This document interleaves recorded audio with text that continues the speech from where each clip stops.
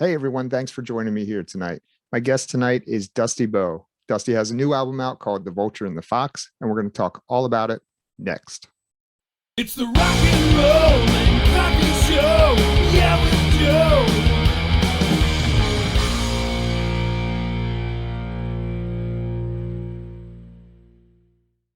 All right, Dusty, so welcome to the show, man. Thank you. Thank you for having me, brother. Yeah. You've got a new album out called The Vulture and the Fox, right? Yes. Just came out, what, a week ago? Yes, a week ago tomorrow. Yeah. Last Thursday, yeah. Nice. Crazy. How exciting is this? It's very exciting, man. It's my first full-length album as a solo artist. And it's my first full-length album I've even been on since 2011. So Wow. yeah, which is pretty nuts to think about. Maybe 2010 actually. It's been around either that 10 or 11, but yeah, it's been a while. So very happy. Wow. So now let me get this straight. So you released 2 EPs prior to this, correct? I did. And they had some songs that are on the album. Correct. Okay. And why did you choose that route? Kind of so we didn't just shoot all of it out at one time, and just to give us more time to push it as much as we could and get the streams up as much as we could and just spread the word about it, because once it's out, it's out. And we wanted to get on as many playlists and as we could. And we got on a bunch, I think, throughout the whole process of it all. We got on over 150 playlists and stuff, which was cool. Nice. As an independent artist, it's ain't too bad. And but yeah, it was mainly just so we could, I guess, you could say, milk it for as long as we could. Sure. Putting out a single or two, and then boom, here's the album. Yeah. Yeah. Okay. And so how many new songs are on this that weren't on the EPs? 3. There's 3 tracks that were not released before the EP. So Vulture was the hard rocking songs, and then Fox was kind of like the ballads, right? And then Vulture and the Fox is the collection of them plus 3 more. I think it's 3 more because Vulture had 4, Fox had 3. Am I losing my mind? That's okay. We all lose our minds. Oh, that's what it was. Okay, yeah. So as far as the songs on the EPs, Vulture did only have 4 songs. Fox had 3, and then I released 2 singles after that, Ready and then No One Else, and then the album came out. So as far as the EPs go, that was only 7. That was only half of the full album. But we did put a couple singles afterwards to promote the full album. Now I'm remembering it correctly. I see. Apologize. Okay. What's this? So, sorry. And this is like what's this, like a concept album, I think, right? It is, correct. Yes. So it's all based around things that happened to me from basically the time that I moved to Los Angeles when I was 21. I moved out there with a band, and there's symbolic and things that happen, because it's all interpreted by a gunfighter in the Wild West, like that. So that's so his name's Fox, which is where the Vulture and the Fox. Vulture is the name of his horse. Fox is his name. And so all the things that he runs into, he kind of gets caught up with these, he comes in the town making all this noise and gets caught up with this, the wrong crew of people, and then wild things start happening. Have you always been a fan of the Wild West? I have, honestly. Yeah. I mean, I'm not like a major, history buff about the American frontier and stuff. But I mean, and I can this probably happened to a lot of kids, but I mean, Davy Crockett was one of my first guys. I had the raccoon hat, and I was all, and I even when I was in this, that's funny. I never actually don't think talked about this. When I was in the 2nd grade, after I saw second grade. After we saw my parents and we watched The Last of the Mohicans, which I was probably too young to watch that movie at the time, but they were cool Yeah. about that as a youngster. And I wanted to be a Native American, so I like next time I got a haircut, I had her shave me a mohawk. And like I had like this feather that I'd hang out of the back of it when I'd go to school. But Nice. yeah, Nice. so I've always been really into like the whole, cowboys and Indians, but also just yeah, like my dad, I grew up listening to my dad talk about taking me and our family out west one day, and we did. And first time I went out there, I was a sophomore in high school, and I was like, I'm gonna live here. Where'd you go? Where'd you go? The first time we went out there, we went to San Diego to actually he won tickets to the Super Bowl, which was an insane thing. Through his work, he sold cars, and then one of their like bonuses or incentives was whoever sold the most cars got 2 tickets to the Super Bowl. So he got those. Yeah, it was crazy. It was when the Raiders and the Buccaneers played. No, that's my team, the Bucks. Oh, cool. That's who I was rooting for, because everyone else was rooting for the Raiders. My whole family was rooting for the Raiders. I was like, I'm gonna root against. So I got like the whole Buccaneers tattoo, or cheek tattoo or whatever. Yeah. And oh yeah, they destroyed them. Did you go to the game?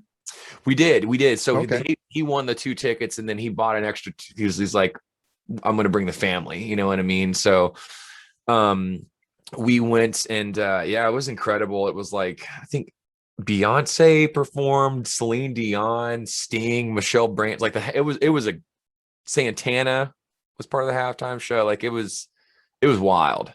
Yeah. Does it feel like as big as it seems like it is? Oh, dude, when you're there, much bigger, because they have like the whole. I think they did it the whole week of, if not, it was the entire Super Bowl weekend. They had like, they take over the whole town. They had all these things like, interactive games and stuff you could like, throw to these moving like dummy bags and stuff. And yeah, there was just, it was inflatable things and statues. It was like a giant pop-up bar, but the size of downtown San Diego. Right. That's so awesome. It was a blast, man. Yeah.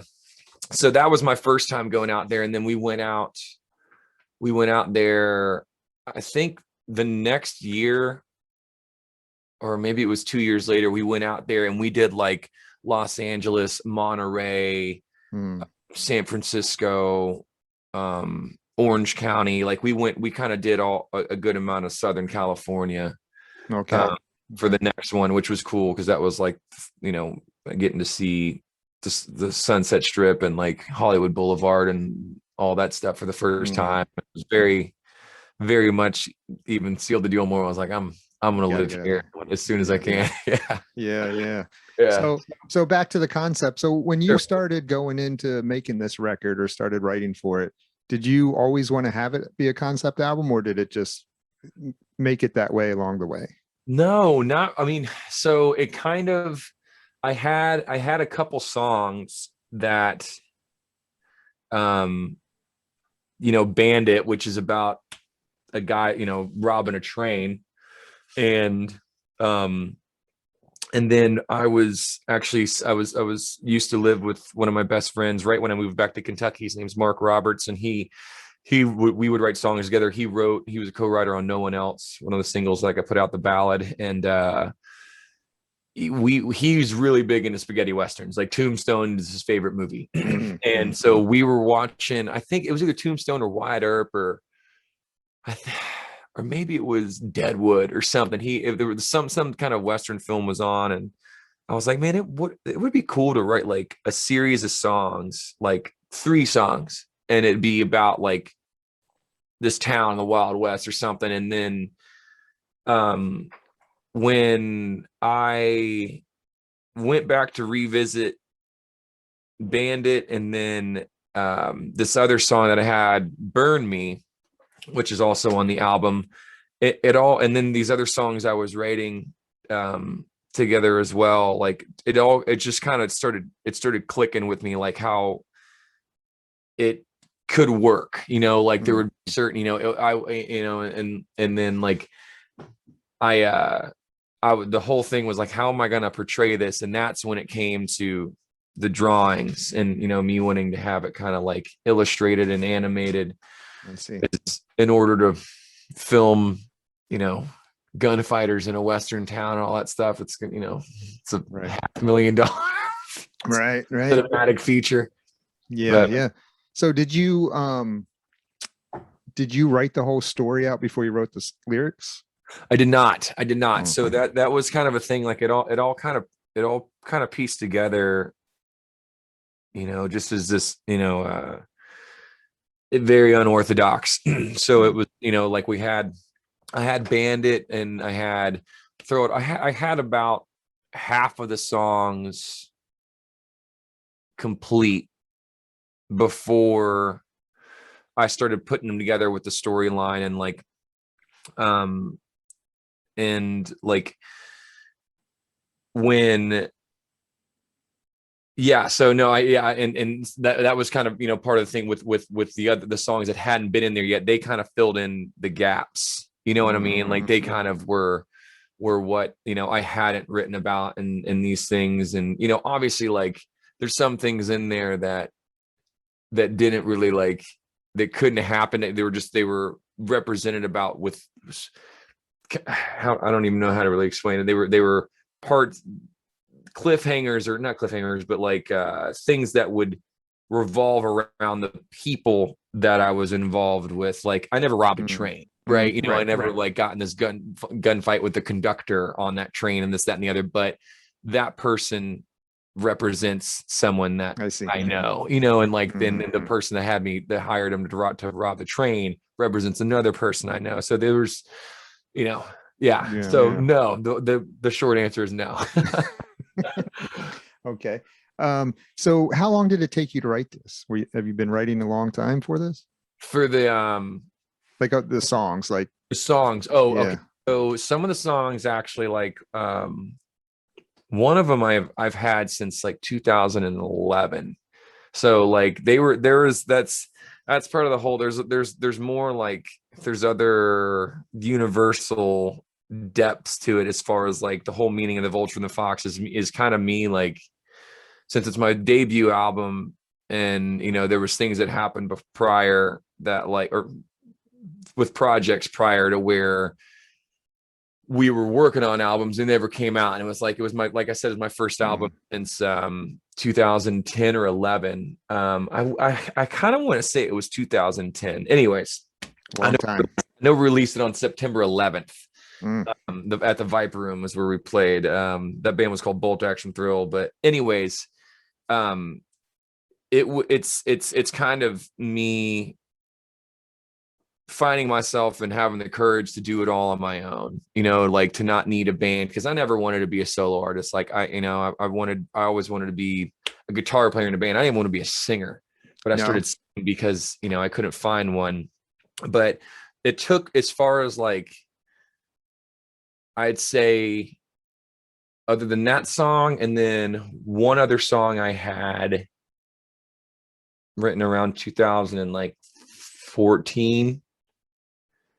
Other than those two, the rest of it, it was over the course of 6 years. They were just songs I had. They were songs that I had that like, it's like, this would be cool in this part, this would be, this would go good with it too. And also coming to like, when I was going over the concept, I was going through pretty much every song I've never released with a band or anything I'd ever written. I'm like, okay, this would be cool here, because this was like how this happened. And so, yeah, there's a lot of depth to it that not most people, honestly, only like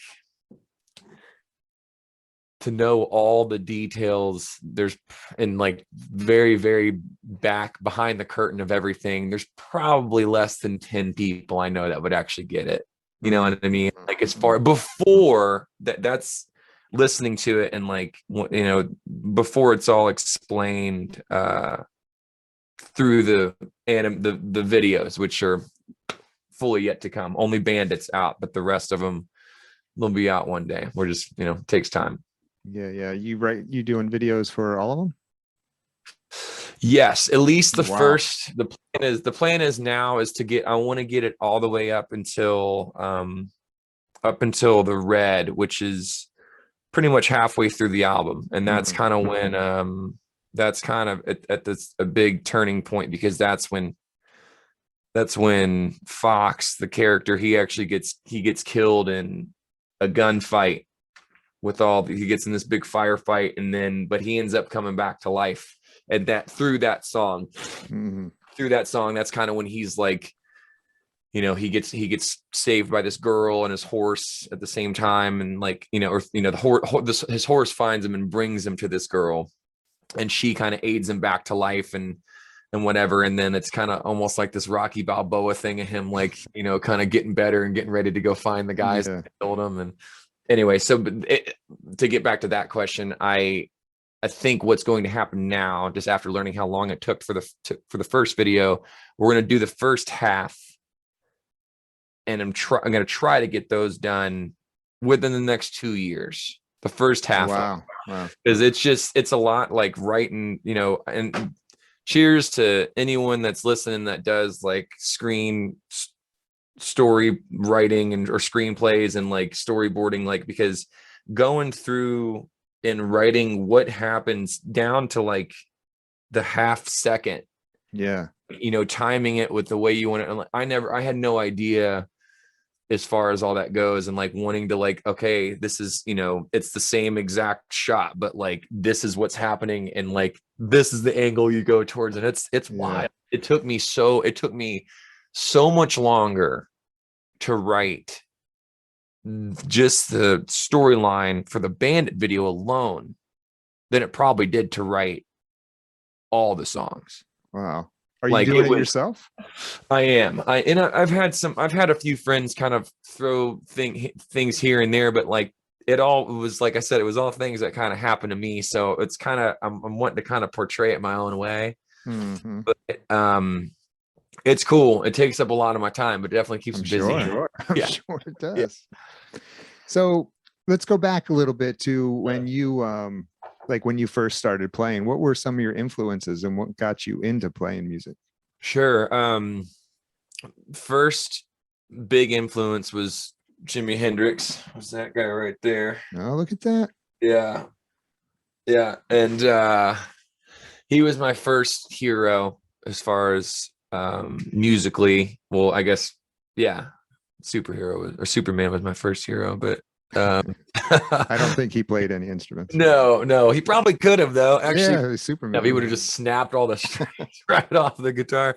But it was so for my when I was 7 years old, for Christmas, my parents got me a guitar and they got my brother a CD player, and they got him the Highway to Hell record, a 10 Years After record, and then Wayne's World, the Wayne's World 1 soundtrack. And so whenever my brother wasn't in the room, or even when he was, sometimes he would play his, he or I would put one of his CDs on, and I would like play along with it and this, that, and the other. So the first like music I started like playing to was AC/DC, and then like, Queen and stuff like that. Then my dad had some other records, but influences definitely Hendrix and Led Zeppelin were big. I grew up listening to all things classic rock. My dad he was, Stones, Beatles, Isn't all that? Skinner. Yeah. It was, I think the earliest album, or the most recent out, like he didn't have anything newer than like the Black Crowes or Pearl Jam. Like it would like early 90s rock was the newest stuff that I knew of, but he never, but then again, like he wasn't super into AC/DC. He had Highway to Hell and Back in Black, remember that, but there's so many other albums that they have, I found out about later. But like as far as like GNR and Crew and Judas Priest and Iron Maiden, all this stuff that I started getting into later, he wasn't into that as much. He was strictly kind of like classic blues rock, bluesy classic rock. Yeah. And you grew up in where? Kentucky? Louisville, Kentucky. Yes, where I currently live, actually. What's that? That's where I live now as well. Oh, so that's where you're at. Yeah, that's why I'm here now. Yeah. Okay. How was it? How was the scene in Kentucky? It was interesting. Like one of the, I mean, it was good, but it was like, it wasn't for, we were a really like the band that I moved out with, we were very much like in your face, like just supercharged rock, just very much we wanted to be Guns N' Roses and crew. Like we wanted to be like just kind of this dirty, young, stupid rock and roll band. and we had a lot of fun, and we actually did some really cool things too. But like, we left, it was, we were getting some love in the city, for the most part. And we were only a band for like, as far as when that current band or lineup or whatever, we were only really together for like 6 months as that band before we made the call that we wanted to go. Because it was like, I knew we needed to either hit the road, we needed to get out of the town regardless. I knew we either hit the road or move somewhere. And it was like, we go to Nashville, or we knew there was a scene in New York and like maybe Detroit, or LA. And like going, like I said, I just had always wanted to go there. And like, especially like reading like the back, credits on records and stuff, being how it was recorded out there and all that. So I was like, and then just knowing the history of the strip, it was, and yeah. Did you know people out there when you made that decision? I only knew, we only had, I didn't personally know anyone. My brother had a friend out there, and then our guitar player, Luke, guitar player, another singer, he also had some friends there and some family there. And then so did our drummer. So we kind of had some people to like hang with and stuff when we first got out there, but I personally did not. And that was actually something that was like a weird thing for me too, is like going somewhere. I mean, thankfully I had my band and my brother was actually with me too, but no. So me and one other guy didn't really have any contacts out there, but a few of the other guys did. So that was very helpful. Yeah. So how long were you out there before you started seeing some success with it? Was it a tough sell or no, or was it pretty quick? Man, we got the ball rolling really quickly. Like we were there for like 2 weeks before our drummer. I remember it like it was yesterday. I came home from work and our drummer had booked us a show at the Whiskey, and we had been there for 2 weeks, and it was like, we were like, how we had like, I'm not to downplay it because it's still a very cool thing, but it just shot our confidence up. We were like, holy shit, we got a gig at the Whiskey. Like, and so, and it was a great day, and it was a great time. Like, and so we got in there, and like they got us the pay to play thing. We were happy to do it. We were just so pumped to be playing the Whiskey and whatever. So the first show we brought like almost 50 people to our first gig there, which is a lot. That's good. For your first, I mean, that's a good pull for any unknown band, really, in any local show. So we like I said, fortunately we had some friends and stuff, and a good batch of people, and they like, it just everything aligned perfectly. They had other friends visiting and cousins and family, so like we just sold all these tickets, and the Whiskey loved us, so they of course wanted to book us. They wanted to book us some more because we were out there hustling. So we played I think we played 3 shows at the Whiskey within the first like 2 months of being there. That's amazing. So it was very cool, but it was also something, it was like we were really spreading ourselves thin, because one, we were only playing this one venue, but we were hitting it hard, establishing that relationship, which was very important because it honestly and I can get to that in a minute too. It changed my life. Selena Dinkins, who is the booking agent there, like I have so much to be thankful for because of that one woman. But we became, and this was her call too. We got picked to be the featured artist of the month for the whiskey. And what does that mean? They put you in like they put you in, what do they call it out there? What is the LA Weekly? An LA Weekly. So wherever the whiskey would have an ad in there every week, and they would have like some of their big shows they had coming up, and it would have their featured artist of the month. So we got it within like the months of being there, which was really cool. That's something that we'll always be able to, remember and be proud of. But Selena, she was the one who introduced me, or she was like, as a good booking agent should do, she's like, here are the bands you guys need to play with. Here's who you would get along with and what kind of people you want to play in front of. And there was this band called Cast of Kings. And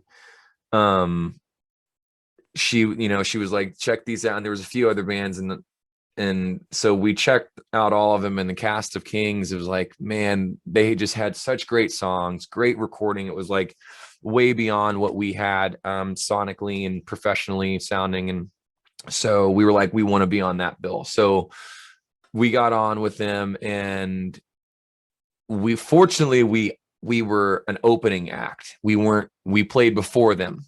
Mm-hmm. Because the way a lot of times they do it at some of these but some of the Hollywood shows, they'll have the headline. They will, unless it's a big headlining band, they'll have like, sometimes they'll put the sweet spot won't be the very last spot. It'll be like the 11 o'clock, and then there's still a night band, so you got more people or whatever. Yeah, we used to do those kind of shows. Oh, okay, cool. Yeah. Where about were you? We were based out of Florida. Okay. But when it was our shows, we always requested the 10:30, 11 o'clock slot. That's we didn't want to go first, or we didn't want to go last. We wanted the middle spot. For sure. Yeah. For sure. So anyways, Cast of Kings, that was like, once we got in with them, we became really good buddies with them, and their producer ended up recording, our record. And that was just kind of like, that's where really all we became part of the community, part of the music community there. Once we befriended that band, and like, we just met a lot of other people, and just, they had jam nights, and, this cover band called the Lonely Drunks Club Band, where we'd all get together, and different members of different bands, original bands, would get together and play cover songs, and that's fun. It was a blast, man. It was like the coolest networking thing. And just, we played every Saturday at the Cat Club. I don't know if you ever, it was right next to the whiskey. I've never been there. I mean, I've been out there, but not to the Cat Club. Okay. Yeah. It shut down 7 or so years ago. Anyways. Yeah.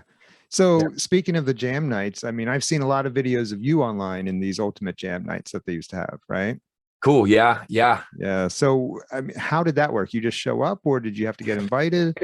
Yeah. So, it wasn't just a show up thing. It was like and don't get me wrong, there would be times where you would show up and they'd be like, hey, you want to do this? So-and-so bailed, or, can you help out with backing vocals or whatever? Mm-hmm. It was a rare thing. Usually it was very, very well, organized and produced. And, but it started off, it was only supposed to be like 2 or 3 nights. It started off, it was Matt Starr, he plays for Ace Frehley and Mr. Big, and then Chuck Wright, who was with Quiet Riot, Gilby Clarke, GNR, and then I can't remember who the other. There was another guy that was like part of the core house band that was only supposed to do like, might have been 2 nights. It was at least 2, if not 3 nights they were going to do. And then they had such a good turnout. They were like, let's keep this going. So it became a weekly thing.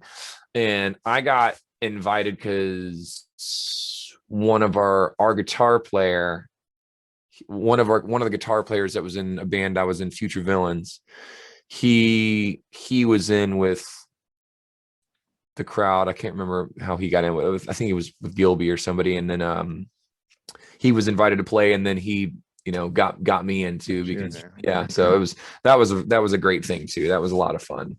Okay. And then somewhere along the way, you became friends with Chuck Wright, Yeah. right?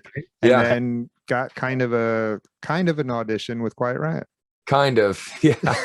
That I didn't even know about, which was cool. I kind of had a feeling, because Chuck was he said Frankie, RIP, was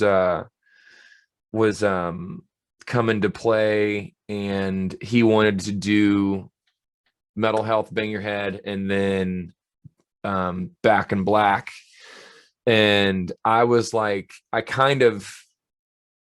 I'm good to do Back in Black, but I don't know if I got time to learn, another song. I was like, it's a pretty wild one too, and it's vocally demanding. He was like, well, are you sure? He's like, you're gonna be playing with two original members from, and I was like, and at first I was almost like taking it as like a pressuring thing, but then I was like, hang on, maybe he's seeing how good I can sing one of his songs. Mm. And because I guess Frankie was the guy, the boss, as Chuck would say, of the Sure. band. He was the one that kind of ran the show. And I was like, cool. And I'm so glad I did it, because it was really, really awesome. And like, yeah, that was one of my favorite moments, the jams ever, for sure. Yeah. That's got to be a blast playing with those guys that you listen to. Yeah, man. And Mitch Perry was actually playing guitar on that with us too. And he was one of my favorite guys to watch too, because I didn't know much about him until I started going to those jam nights, and him playing with like Edgar Winter and Lita Ford. And he is just so good. Like, he can one of those guys that can just legit play anything, from I've seen him play Jeff Beck songs to Kiss to Metallica, like whatever, dude. Like, he can do it all. Mitch Perry is a monster guitar player. Okay. So it sounds like things were going pretty good for you out there. Why did you go back to Kentucky? So a lot of reasons.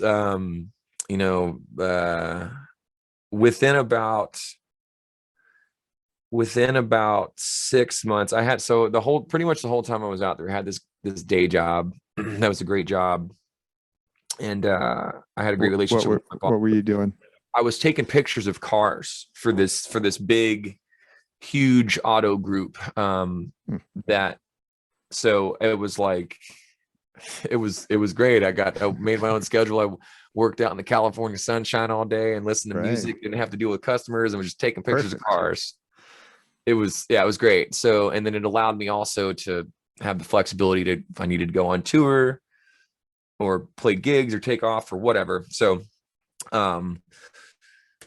lost that job. This all happened between 2017 and 18. Lost that job, and then me and my lady split up. Band broke up, and I got a DUI all within like 6 months. So it was like my world crumbled. Yeah, fast. It did. And then it was like one of those things that where I had been out there for so long, and I missed family, and like the last couple times I'd come home, I was like, there's just more time in the day here, like there's so, you spend half your life in LA in traffic, like you do, like it's not an exaggeration, like you spend so much time driving and waiting in lines or whatever. And I knew I could come back.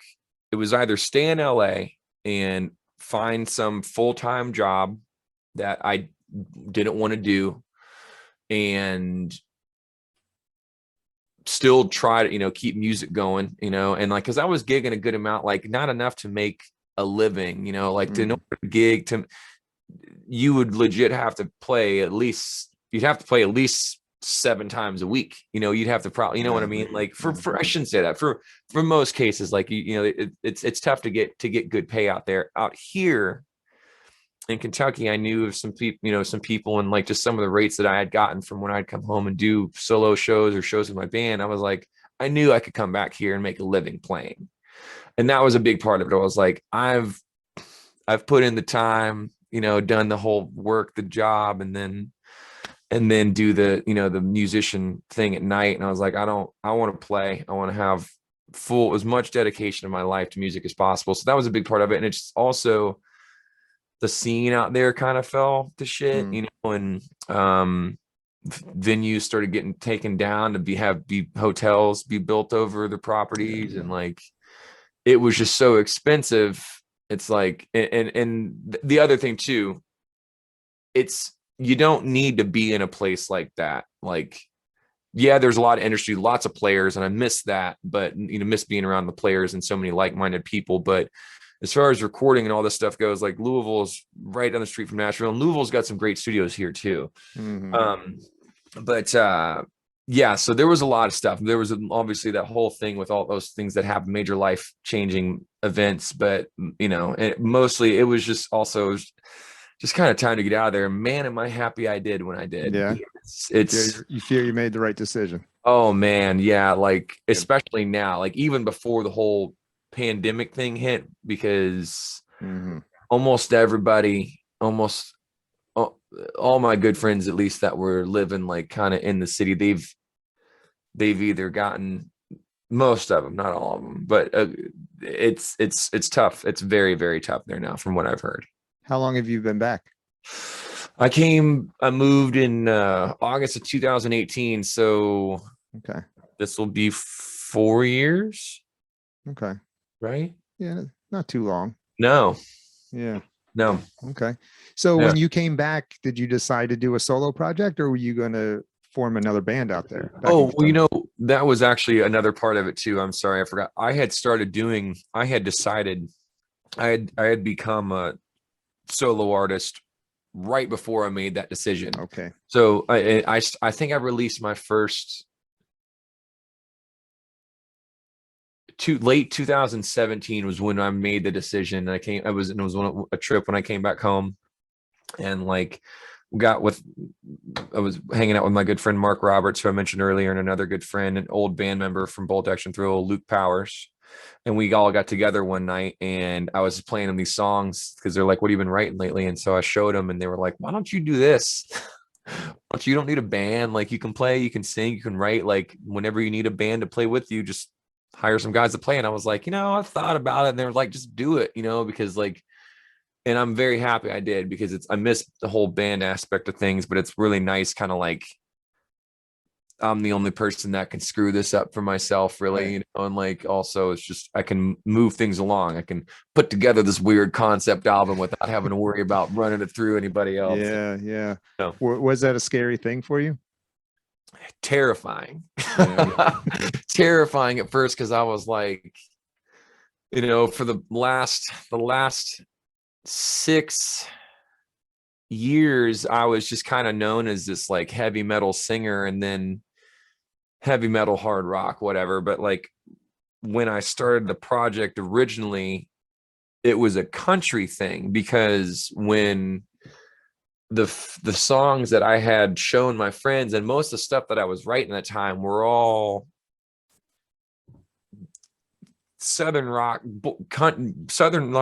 borderline country. So we made it as country artists, because it was just simplified, instead of trying to be like this, that, and the other. And a lot of what people consider country nowadays is pretty southern rock and roll. Yeah. So yeah. And so that was kind of a strange thing, going from being like this,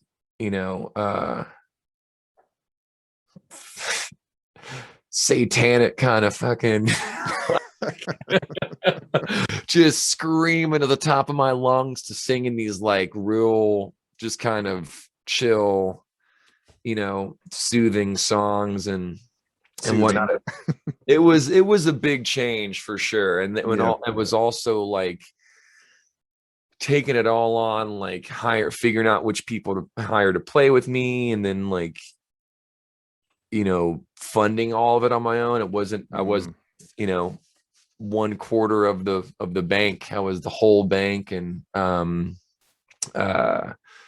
but also just like being on stage, not with people that I had like spent at that point years with, but like, even when we were, with bands, usually like when a band gets together, you're typically in a room for months before you get in front of a crowd. Like at least a couple, I would say, for at least in my experience, like, I was, you're kind of woodshedding it with the guys, but like with this, it was like, okay, well, I got to hire you and pay all you for your rehearsal time too. So it's like I could only afford to do like one rehearsal, and they were great players. Like the shows would go over well because a lot of this, if you can chart read and sight read and stuff, people can. There's some crazy talented folks out there, but yeah. So it was definitely scary. It's scary at first. Okay. Sure. Now, you're doing a solo. This is your solo record, but do you have a backing band that you have with you? I do. And we just play as a trio, Okay. Bass player here named Alex Robertson, and my drummer's name's Justin Shaw. And they're both really, really skilled and, also a good hang, which is, just as important, and it's tricky to pull off though, as far as like, it's just a trio, with certain songs like The Red or Find Me, and those are kind of like the ones that I guess we were the trickiest to mess with, because there's a lot of studio magic, not magic, Yeah. there's A lot of layers to it. exactly. Find Me's got like this whole backing chorus, and or backing vocals with like these women that sound like, or it's one girl, but it sounds like there's a whole choir of women singing, and then there's keys and like, which are part of that song. And so trying to fill in those gaps, but for the most part it's great, because it's like I've never played as a trio before, at least original stuff, and I really love it because it's like you got one guitar level, one bass, the drums, and mostly just one vocal, other than when they come in for backing vocals. And it's like, so, but yeah, it's more pressure, but it's also like less to worry about, less mouths to feed, and less, schedules to work around. And so I really like it. Now, are these the guys that recorded on the album with you?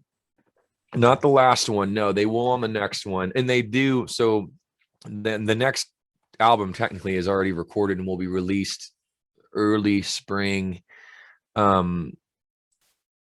It's a live EP that we did at a studio here in Louisville called La La Land. Great studio. That's a mile and a half from me, that I didn't even know about a year ago. Literally didn't know it was there. And Nice. but I hadn't even met my bass player until after I recorded everything. My drummer, I knew him, but the way things worked with this record is my producer, Michael Esser, he also is a fantastic drummer. So when we were in there, I was like, hey, I want you to play drums. Before we went in there, I was like, hey, by the way, it's just going to be pretty much me and you. I want you to play drums on it. And he was like, great. So yeah. Okay. And you played all the guitar? I played almost all of it. The only stuff that I didn't do was the dobro, slide guitar on Words Don't Mean Much, and then there's a couple rhythm things that I didn't do on Burn Me and Bandit, but pretty much the rest of it, yeah, I did. Did you whistle in the Red, or was that real whistling? Yeah, it was. Dang, it was hard to get. You're that. a talented motherfucker, you know that? Thanks, man. I don't know anybody who could whistle like that. I'm listening now. I'm like, that's not real.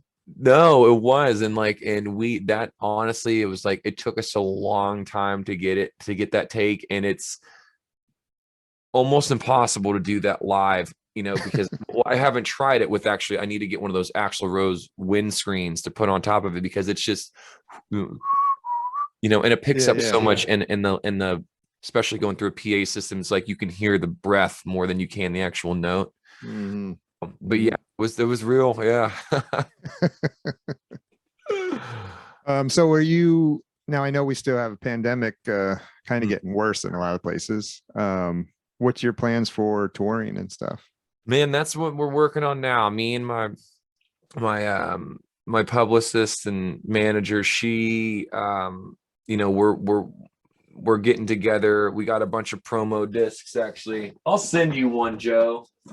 Yes.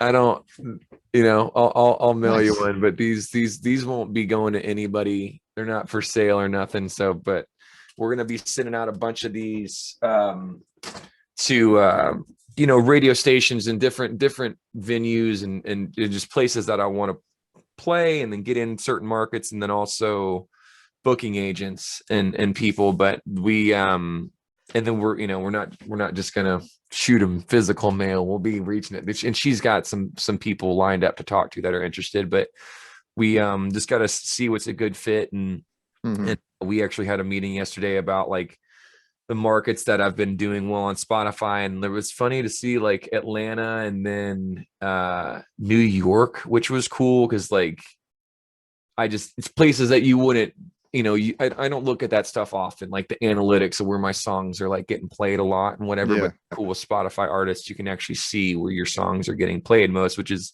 a great feature. But How's South Carolina looking? oh, actually, yeah, that That's was where I'm at. Oh, perfect. Actually, yeah, South Carolina, Charlotte, or is that North Carolina? That's North Carolina. Charlotte, North Carolina. I want to say I think it was Myrtle Beach. That's where I'm at. If you come, let me know. I will. Yeah, for sure. I'll get I'm gonna need your mailing address to send you that CD. But we'll definitely talk about that because I'm for sure gonna get down that way. Worst case scenario for an acoustic tour, because I got a friend that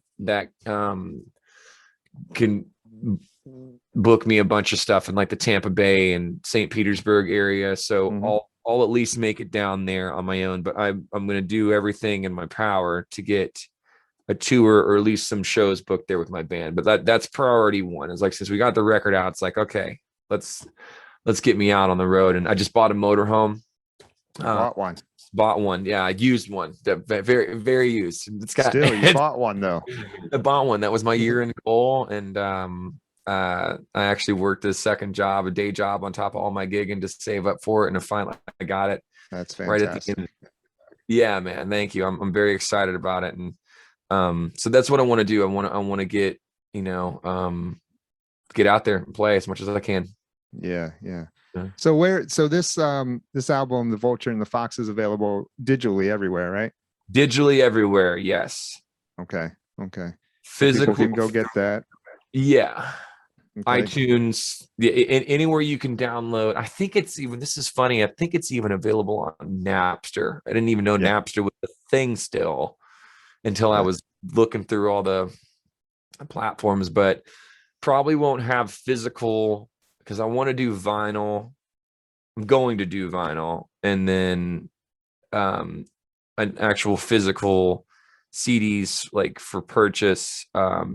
Those probably won't be out until whenever we get a tour that I'm gonna need to get some. I was gonna say, I would assume you would have them if you're out on the road. Yeah, well, that would absolutely be a thing. But as far as it's one of those things that you don't want to have to rush to get it, but at the same time, it's like I don't want to be sitting on a stockpile of however many CDs if I don't need them yet. Yeah. But anyways, yeah, they'll be available at the latest, touring or no touring, the latest, I'd say summer. Okay. Yeah. Okay. Well, nice. All right, Dusty. Well, listen, man, I appreciate you joining me this evening. Yeah. I know we tried to get this to happen a few months back and it just couldn't happen, but I'm glad we finally got it.